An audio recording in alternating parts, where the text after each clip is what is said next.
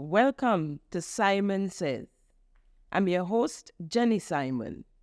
Thank you for tuning in to Simon Says yet another episode. Happy am I to announce that the Minister for Health and his ministry has launched their primary healthcare revitalization initiative. They've started with the parishes of St. John and St. Mark. Obviously so, because those two parishes, as I mentioned in last week's episode, has two newly built clinics, health clinics. The one in St. John is actually a polyclinic, almost like a mini hospital. And then we have beautiful health clinic built in St. Mark. And I said last week, and I'm going to say it again, let us thank the new National Party administration for those two clinics. I want to also thank this government for moving speedily ahead in launching their primary healthcare clinic, as we asked on Simon Says in our last week episode. These two clinics can serve the people on the western side in case of emergencies. And they must not just sit as white elephants. They should be furnished and with the implements and equipment needed. They should be staffed properly with doctors and nurses. And in my opinion, especially the polyclinic, 24 hours and not an 8 to 4 schedule, opening and close schedule. And so we congratulate the administration for moving swiftly and speedily to do so, to launch their primary healthcare initiative. The minister said that it was in the pipeline for a while, but he decided to put a rush on it. And I do thank you, sir, for doing so in an order to save lives. However, there was a statement made by you, Minister, that rubbed me a little bit too much. And if I must say, I would say a little bit brutish, if I must say so. Can you play the clip, please? A few days ago on an interview, Prime Minister made a very pointed and striking statement. And that was, healthcare is not just a government thing. Healthcare is not just a politics thing. And he was quite correct in the statement, because even though politicians, healthcare policymakers and administrators, etc., are part and part responsible for the institutional and governmental structure as it relates to the kind and type of quality of healthcare services that is meted out to the individuals who needs it the most, there is also an individual responsibility on the individual citizen to ensure that your personal wealth is your health. That means you cannot decide that you're going to sit for an entire week and smoke 15 to 20 packs of Mondo and expect the health sector to take up that burden of sickness thereafter. You cannot decide that you're just going to drink all of the Jack Iron that you so desire whole day, whole night, and expect the health sector to take up that burden thereafter. You cannot just decide that you're going to be wildly promiscuous and expect the health sector at the end of the day to stand the consequences of your promiscuity as it relates to STIs and STDs. It's a little bit sort of selfish. I'm sorry, Minister, but the health sector has to take up the burden. We can't separate the goat from the sheep.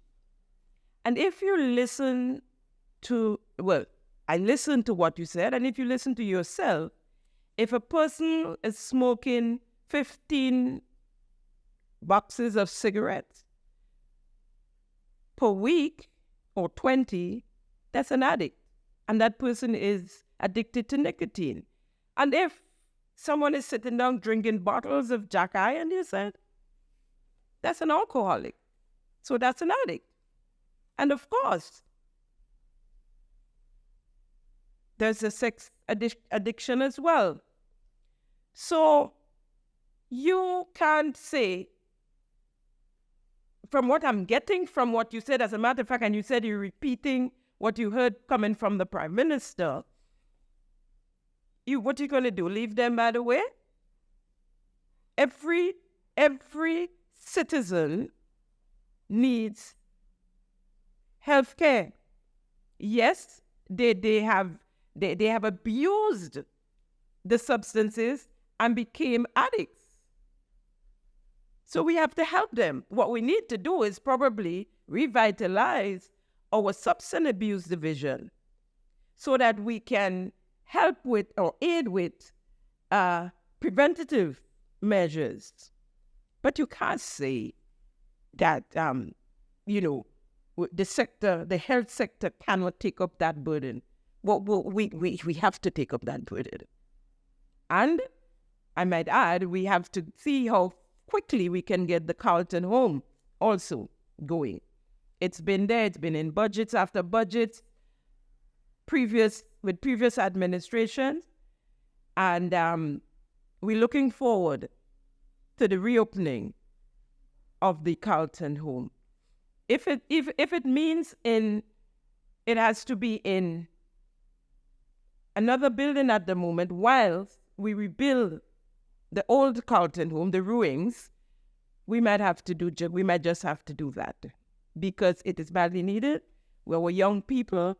We have a lot of young people, both male and female, and these days it's looking like most of females who are consuming quite a lot of alcohol and can be put on the side of alcoholism. So let's not suggest that you're going to leave them by the wayside. We need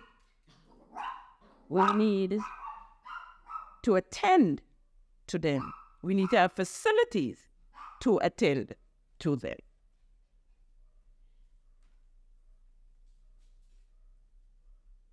As I said before, I want to again reiterate that I applaud you, Minister, and your ministry and your government by extension in the swift move to launch your primary health care initiative.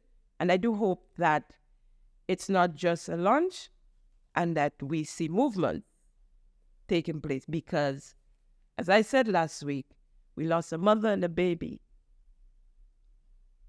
And I'm blaming it on no primary health care on the western side or anywhere in as a matter of fact, but that it was on the western side. The young nurse was from St. Patrick and had to drive to St. George's in an emergency situation. We'll take a quick break and come right back. Thank you for tuning in to Simon Says. To ensure that you never miss an episode, click subscribe and make sure to turn on the notifications by clicking on the notification bell icon. See you at the next episode.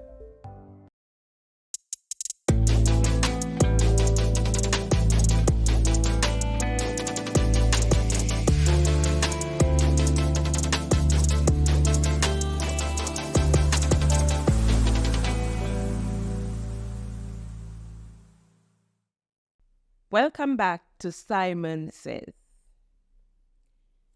Former Prime Minister Tillman Thomas finally came out. For those of you who have been following me from the beginning, and not just with Simon Says, I'm talking about before Simon Says, you would have heard me calling out former Prime Minister Tillman Thomas quite a bit because of the level of victimization, nepotism, and the like that has been happening with this administration. And him being the father of NDC and him being Mr. Accountability, Transparency, and Good Governance, and an advocate against victimization and tribalism, nepotism, corruption, and a lot. You know, I thought, and he's been very quiet over the past year. So I thought, you know, we would pull him out. He had an appointment, so to speak, with the journalist who interviewed him for an interview after the first year. And so that interview was done, and I was in total shock. At first, I thought Uncle Tilly was being very biased and hypocritical. But the more I listened to the end, I realized that he wasn't aware of what was happening. He wasn't aware of what had happened over the past year. And he was living in presumption. He was presuming that NDC was doing a better job than the NNP did. And I think he expected that from the NDC. So he stuck his head in the sand and just went along, stayed there, and hoped that NDC was doing well. Never came up to look to see, in my opinion, what was going on.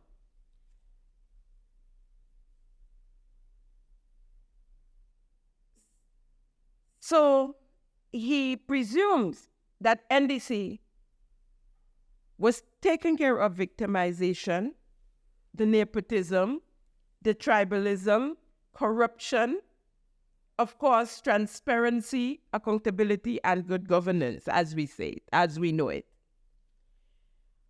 One can tell by the way he stuttered throughout the conversation, the way he stuttered in answering the questions, and could tell that he just went along making up stories as the interview went along. He said statements and phrases like,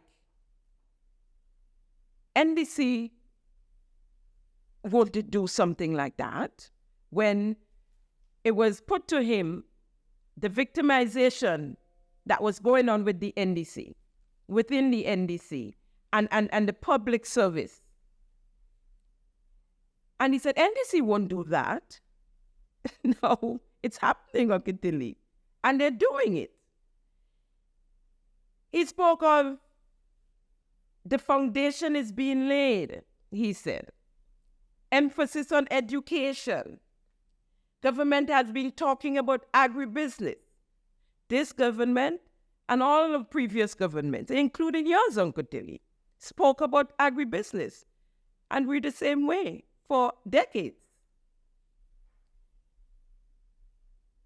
He is not sure of the circumstances surrounding the issues and the events. He said people smiling. I would agree, some people are smiling. And by all means, if you have a job collecting a check, and you run 2-3 boards, chairman of the board, collecting checks, and you get a contract with government collecting checks, wouldn't you smile? Wouldn't you smile if you run 2-3 boards and it's an envoy and it's a diplomatic envoy and it's an advisor? Wouldn't you smile? Yeah, there are those who are smiling because they're eating their food and the table just turned. So they would smile. But there are those, and I'm speaking of NDC supporters as well, who are not smiling because they're left by the wayside and they figure they work hard and they should get a job. Not that I agree with that everybody can't just switch over from the NDC to the ministerial complex. We have quite a few up there already. But there are those who haven't worked for years. And now they're receiving 2 and 3 checks from the government of Grenada. I would smile. I would be walking down the road, smiling. People might think I'm crazy. So yes, Uncle Tilly, there are those who are smiling. And he said people are in productive mood. I'm not sure what that means, but he said they are in productive mood. And when asked strongly about the victimization, he had a new word for it, which he called rebalancing. Let's hear what he had to say. Grenadians generally are smiling because they feel relief of this new administration. The victimization. I mean, the NNP hallmark is victimization. Whether once they feel you're not supporting them, whether in the private sector or not. It's victimization. These things are no longer happening in the society. Of course, there is need to rebalance the society. Because of the way the NNP has undermined our institutions, in the rebalancing process, some people will be affected. And it is clear that some people will be affected. Rebalancing. Okay, Tilly, it's still victimization. You could get the nice words. You know, when an ordinary man, a blue-collar man, touch and take what is not his, he's being called a thief. And when a white-collar guy do the same, it's called embezzlement. So for the ordinary man, it's thieving. For the rich man, it's embezzlement. For NDC, it's rebalancing. And for NNP, it's victimization. I like that word, Kitili. I didn't expect that of you, but the rebalancing you're speaking of is victimization. NNP victimized people of the higher class within the public sector. And these are the people who can affect them, their governance in some cases. Yes, I heard you speak of the former Prime Minister saying he can't work with the Commissioner of Police when he came in and the Cabinet Secretary. Those are people that can affect the governance, his way of governing. But when you go after the little people, like a cook, like the securities, the cleaners, these people cannot affect your way of governance. So why go after them? Why take bread from these people's mouth? That is victimization. That's not rebalancing. That is victimization.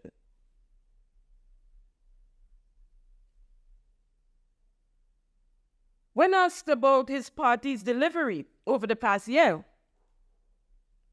well, the obvious list came up. pension payment, doc salary, and the bi-monthly payment. It was those three he gave full stop. I was expecting a few more from him, but as I said, he stopped there. And I want to say something about these three achievements, that they affect the same demographic of persons. The public servant, they're the ones enjoying the benefits here. Well, the ones that get the pension payment, of course, is X. They retired, but same public servants it affects. What about the rest of us? What about the rest of us here? I'm in retail and service industry, small business we call it, and we're suffering out there. It's slow. We have the bills that comes with it, the electricity, the water. You have to have internet because everybody comes with the card these days. You have to have a card machine. It's rough. And if you speak to people out there, Uncle Tilly, it's like everybody's smiling and having a good time. There are a lot of us, as they say, falling with our mouths shut. And so we need to see job creation. Not just checking boxes to say promise made, promise kept.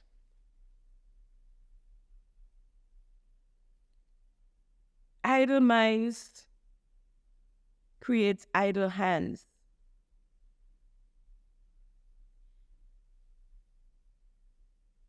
We need to put our youth to work.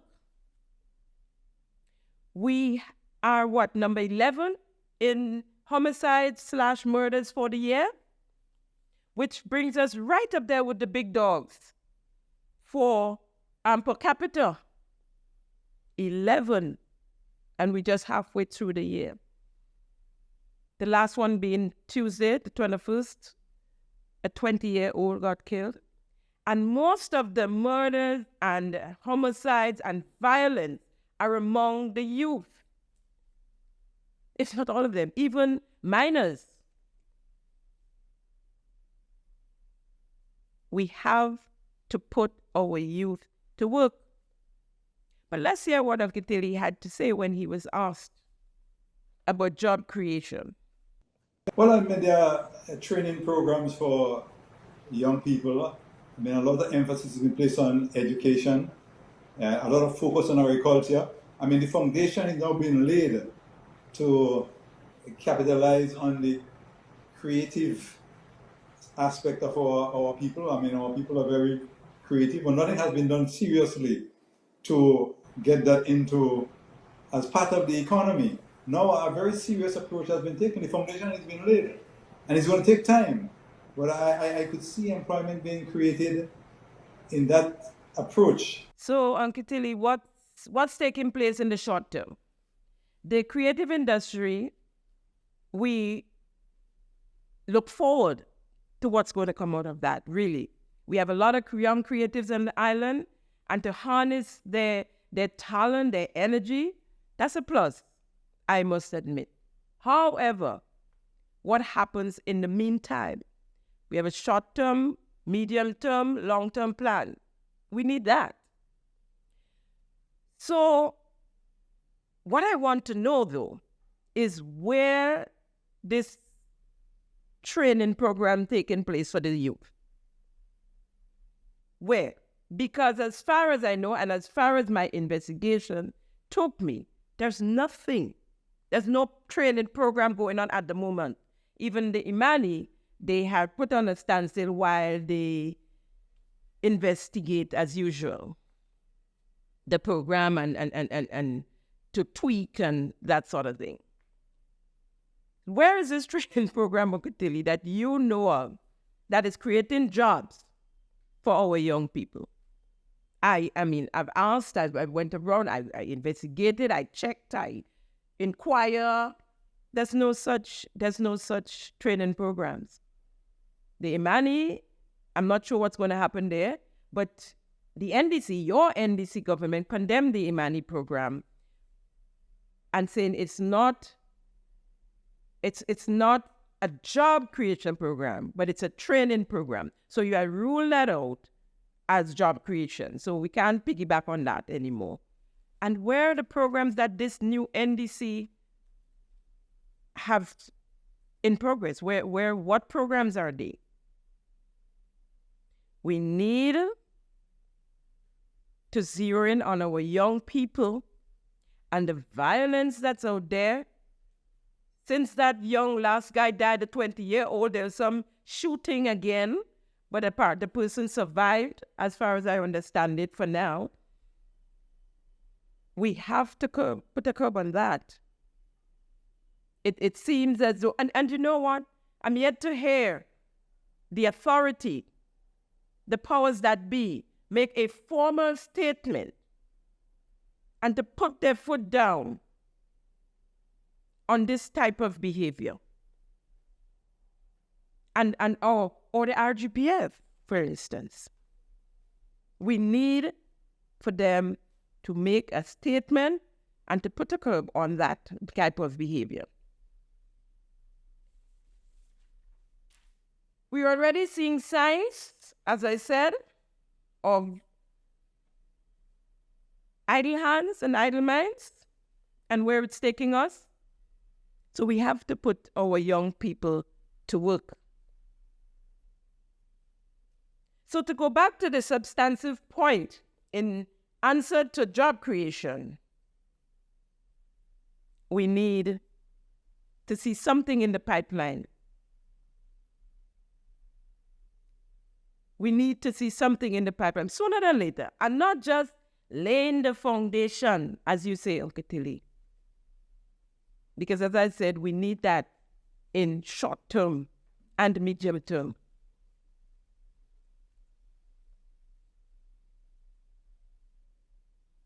We need to hear what is in store for our young people.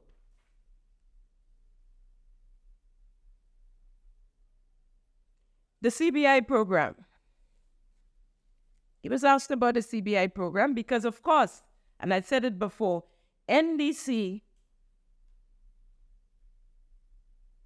was adamant. We protested.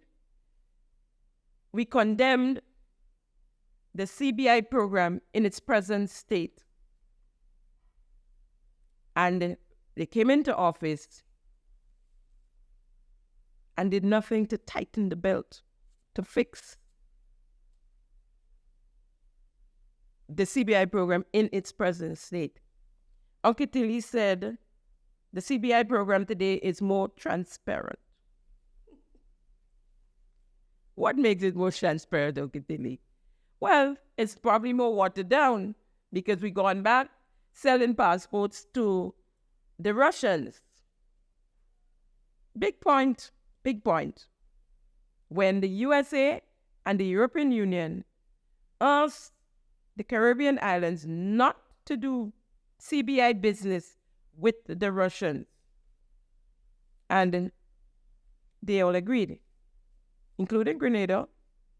And when NDC came into office in 2022, they announced that they would be selling passports to the Russians again. There's nothing different. And there's an article that said the NDC in the first quarter of 2023 sold 578 new passports in comparison to the same period in 2022 where 391 passports were sold. Same period. There was a second article that said Grenada is in a passport selling boom. And in the first quarter of 2023, Grenada sold 908 80 passports under the CBI program. So I'm not sure which figure is correct. However, this second article was dated the 19th of June. So it's very recent. It's you can pull it up, the last article on nowgrenada.com. Headline, The Great Grenada Passport Sale. And it's dated the 19th of June.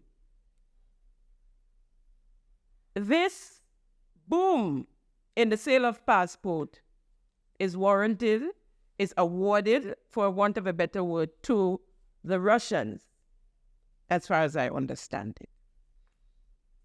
Allegedly so. So there is that boom, yes, and we can say we are collecting a lot of revenue, but then we can't complain when Canada leave us out of the list of countries that can travel to their country without holding a Canadian visa. Once you have a U.S. visa, a U.S. immigrant visa,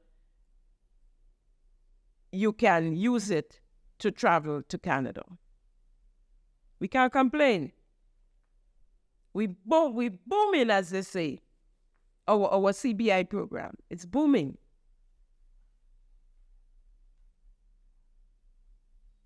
Okay, Tilly, you have to get with the program. Or don't give interviews. I'm sorry. He spoke of bringing back respect to the institution within the NDC. Our institutions in more disarray now than before, in my opinion, in my humble opinion. The moral in the RGPF is at its lowest. It's at its lowest. And we have police officers running away from the RGPF. Their work ethics have diminished. Promotion by merit switched sides with the results of the election.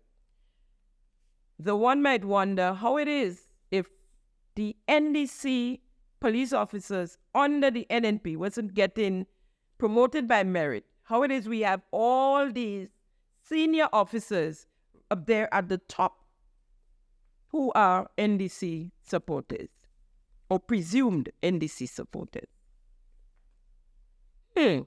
Interesting, huh? But this thing about merit that you hold on to, Uncle Tiddy, that the Prime Minister spoke of over and over and over, has not been effect since the NDC came into office. And loads of officers have been passed over. Some have been demoted instead of being promoted. And they merited by merit.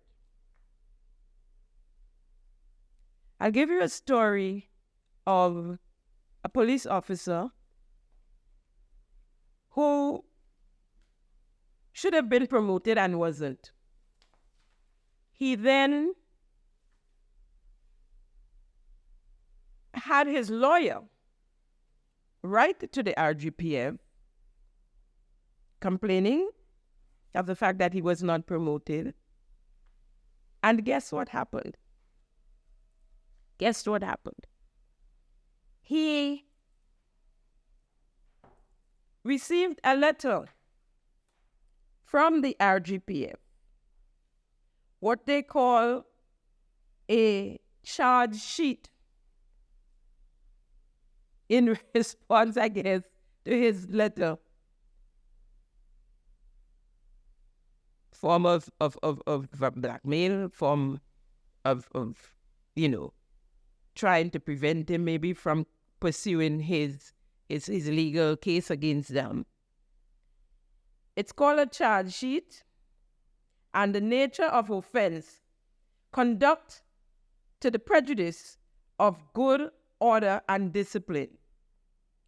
Contrary to Section 33 of the Police Act, Chapter 244, Volume 11 of the 2010 Continuous Revised Edition of the Laws of Grenada.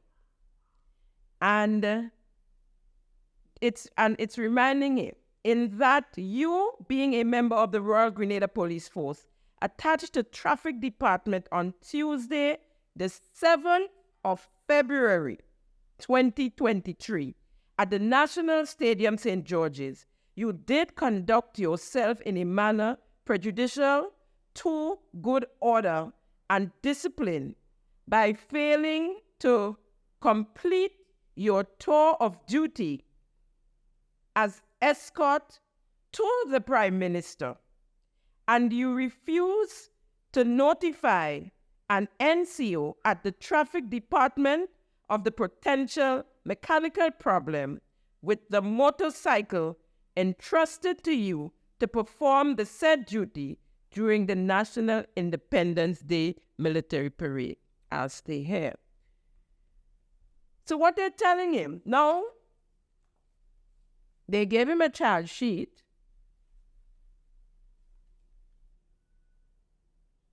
Telling him that in February, when something was wrong with his motorcycle and he couldn't take part in the parade, they're now bringing that up to him because he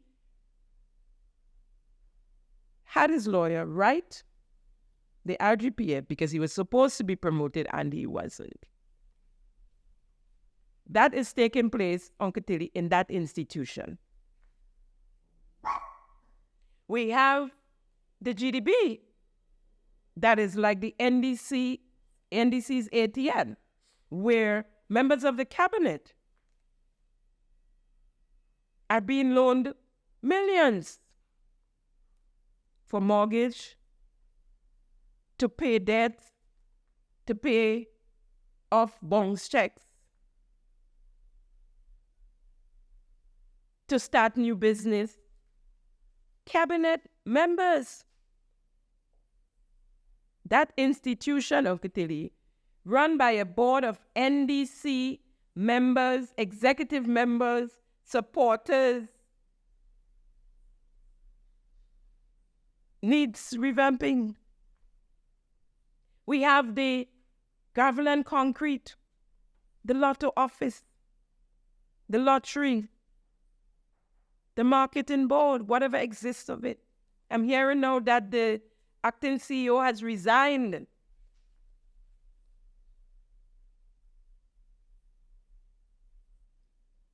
The CEO, or the managing director of the gravel and concrete, he too had resigned earlier on, very early in the game. So, where is the improvement in the institutions? I don't even know who's paying attention to what is taking place because we hear nothing. We hear the gossip, we know the rumors, we hear what's happening, but we hear nothing from the powers that be telling us, yeah, nay, yeah, or they're going to take care of it. Nothing.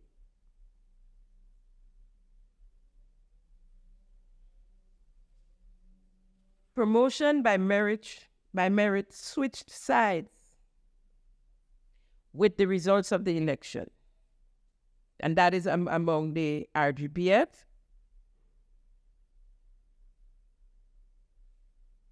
And the institutions that you speak of, Uncle Tilly, the public service, the public workers are walking on eggshells. They're walking they're in fear that they might be hauled into the Public Service Commission, or they may be sent home on leave, and 2 weeks, and another 2 weeks, and another 2 weeks. there too their morals has dropped at an all-time low. You talk about the CAPSEC. We have a CAPSEC now who, according to the public service laws,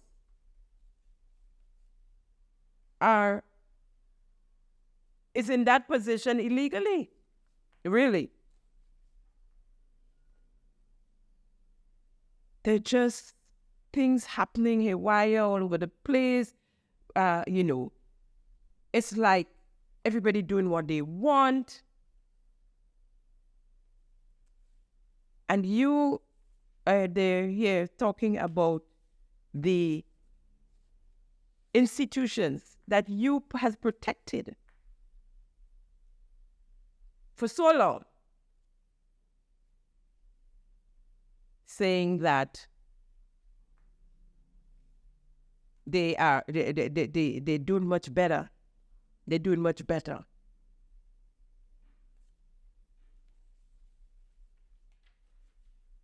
I had a question put to you about the minister, Ron Redhead, and what took place earlier in the year with him selling a vehicle that did not belong to him. And you said you were not aware of the situation, of what that's surrounding the situation, and that people were just being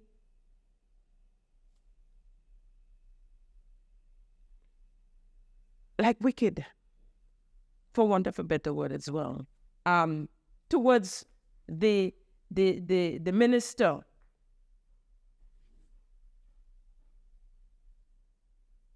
You didn't have the details, you said, so you couldn't comment. I want to give you the details, Uncle Tilly. So I will take a quick break and come back to you with the details. Thank you for tuning in to Simon Says. To ensure that you never miss an episode, click subscribe and make sure to turn on the notifications by clicking on the notification bell icon. See you at the next episode.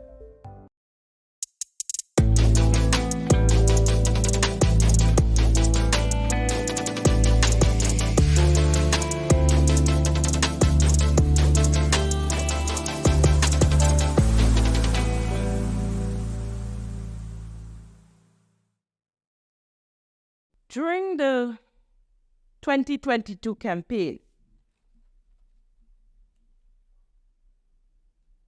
a mutual friend of mine and Miss McQueen mentioned to Miss McQueen, that the candidate for the St. George Northeast didn't have transportation. He was footing it, as we would say. He was walking, he was in the sun, felt sorry for him. He got black, he lost weight. And Miss McQueen, being a supporter for change and a supporter of the transformational agenda, called up the young minister, well, at the time, the young candidate for St. George Northeast, and offered him transportation. She would lend him a car for the duration of the campaign. He accepted and collected PAW 92, which he used for the duration of the campaign. After the election came and he won his seat, and he offered to keep the car, to purchase the car for the use of his constituency branch. And they came to an agreement, all in good faith. All of this I'm saying here now would not have been out if the minister didn't sell the car without the knowledge of the owner. So all of this here, nice. They made a formal agreement that she would sell him the car for $18,000. Even if, when the car came into Grenada, she brought in the car, it was valued at $28,000. And the insurance, it was insured for $24,000. And they had an agreement, which is up on the screen and which reads, this agreement is made this 5th day of July between Honorable Ron Redhead and Shirley McQueen. Honorable Ron Redhead agreed to purchase the above vehicle from Shirley McQueen for the sum of $18,000. The vehicle is now in the possession of Honorable Ron Redhead. A deposit of $5,000 will be made on August the 31st, 2022, and the balance on September 30th, 2022. And it was signed by the Honorable Minister and Miss McQueen, witnessed by his advisor, Ian Django Thomas, and another individual. Now, I spoke to the gentleman who bought the car.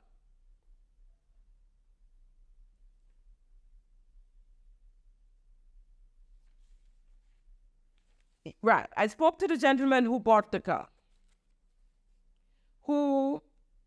And this is his story here. He told me that the advisor, Ian Django Thomas, told him he had a car to sell. It was being sold cheap. He went to look at the car and agreed to purchase the car because, of course, it was offered for $10,000. A car that was valued at $28,000 and was offered for $18,000 was sold at $10,000. On Wednesday, the 15th of February, the gentleman said the Minister Ron Redhead, and his advisor, Ian Django Thomas, showed up at his home in St. Andrew for payment. They were looking for the payment for the car, to sell the car, the $10,000. And they preferred cash. He said he didn't have the cash, that kind of cash at home. I don't know much people who hold that kind of cash at home. And so they had to take a check. The check was written to Ron Redhead. And he collected the check. And they told him that he would meet up with them in St. George's on the 17th of February. That's the Friday. So they went to him the Wednesday. They collected the check. On the Friday, he was supposed to meet up with them. And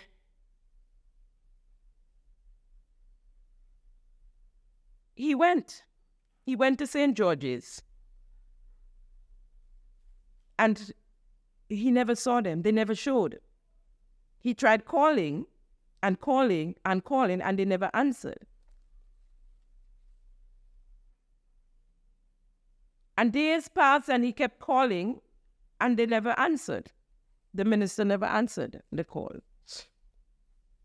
So he went to the car. In the car, he went to the glove compartment, and he found the insurance for the car, the insurance statement for the car, which helped him, put him in contact with the actual owner of the car. The name that was on the insurance, he used that and contacted the owner of the car. That was the first time, he said, she knew of the sale of the car. And so he called saying to her, he would like to get the transfer for the car. And she's like, to him, which car? Who are you? I didn't sell a car to you. And he explained that the car was sold to him by the minister, Ron Redhead, and Ian Django Thomas, and that he needed the transfer. Well, how much did you pay for the car? Because I have received no money for the car, she said. And he said to her, $10,000. She said to him, what? He said she tried to reclaim the car, asked him for her to pay him the $10,000 and get back her car. And he kind of blatantly refused. He said, he paid for the car already, you have the car, all he needs is the transfer. And she not really needing the car per se. She said, okay, but I cannot just give you a transfer of the car. I don't know what happened. I don't know about the transaction. I have no money in hand for the car. So she started calling the dear minister as well. And they called and they called and they called. And he never answered. And after, for me, it seems probably a couple of weeks, if I'm checking the dates that I was told, he was advised to speak to the police. And he said he didn't make a formal statement, but he called the CID and explained the situation. And they too tried reaching the dear minister and couldn't. And that is when the police decided they're going to speak to the owner of the car, get a statement, and deal with this thing formally. Because after the statement, they would go wherever they can find the dear minister and probably bring him in, take him in for questioning. So they called the owner, and she tried again to protect the minister. Because when the gentleman called her, she did not go out there telling everybody, look what happened. It was quietly done. And so she told the police, listen, I'm going to handle this. I'm going to handle this on my own. Which she tried to do. By then, somehow, I don't know, I'm assuming it got leaked from the police station, and senior members of the party got wind of it, called her up. She explained to them what happened. However, it was only after she spoke to senior members of the party, that the minister got in contact with her. So she spoke to him. She said, listen, I would cover you. Let us do a joint statement. He agreed. And the next thing she knew, there was an article in the newspaper where the minister more or less threw her under the bus and insinuated that she lied, and that he actually said, do we have that clip, the article actually from the newspaper, and that she gave him the car, that the car was his, but you saw the agreement. And the car wasn't good, and he spent, when you did the addition, it was like $11,000 on the car. You spent over $11,000 on the car, and you sold it for $10,000. I don't know who does that, unless you're wealthy and you know, money coming through everywhere, every hole in your body, and you can afford to do something like that.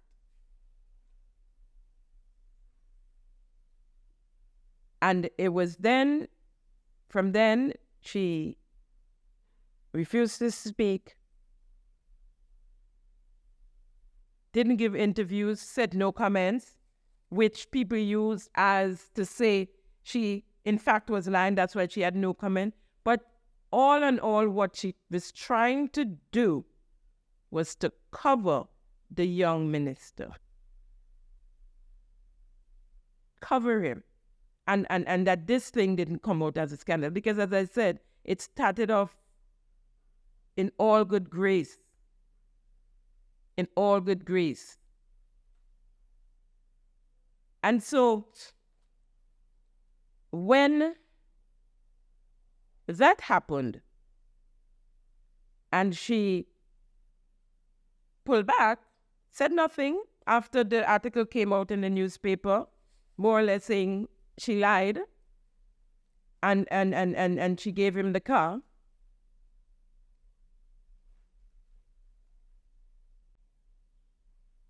The story kind of dissolved around it because she didn't say anything. There's this article coming from the minister, the NDC supporters, and the goons in social media had enough to say about her, and she just remained quiet till then. Till now, because if you go to her now, I tried to get some information from her, and to no avail. This story I'm giving you is from the gentleman who bought the car. Anyways, the story came out, and she was promised payment for her car, the $18,000, which she did receive. Long story short, she received the $18,000. She gave the guy who bought the car for the $10,000 his transfer, and he drove off into the sunset, and she got her $18,000 from the minister for the vehicle that he owned. So, Uncle Tilly, there you go. That's the story. That's the true story. And I guess the journalists wanted to hear from you because when you was Prime Minister, you fired your Attorney General very early for using the government letterhead to write a private letter, a personal letter. You then fired the Minister of Communication of Works for putting a letter together to casino gamblers, I think it was, in the U.S. It wasn't sent, it wasn't signed, it wasn't sent. It was in his desk. Not sure, I don't remember right now how it became public or how it got to you, Uncle Tilly, in the first place. But you fired him as well because your government did not agree for casino gambling to come to Grenada. So you fired him. You demoted another minister for lying to you, saying he was going to visit his sick sister, I think it was in Atlanta, and ended up in Europe with a friend on a tobacco conference or something like that.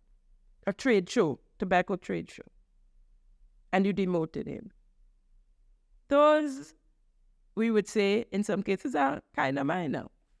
So we want to hear, since I've now explained to you the process, that the gentleman did conduct, he and his aided and abetted by his advisor in that same ministry, in his ministry, his advisor, in conducting fraudulent behavior, actually selling a vehicle that does not belong to them. And we just swept it under the rug. We heard nothing from the government, from the prime minister, from the administration, and we continue along the road. And there are more issues, not as severe as that, but there are a lot of things that happen, and people are questioning, and some saying it's not true, and they lying on him, and they lying on her, and I'll talk about it as fast as we go along. And nothing happens.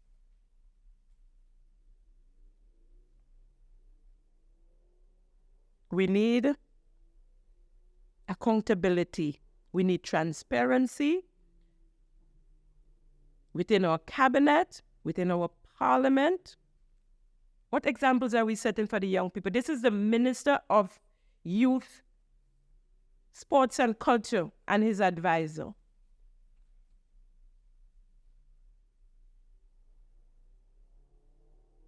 I want to thank you again for tuning in to Simon Says.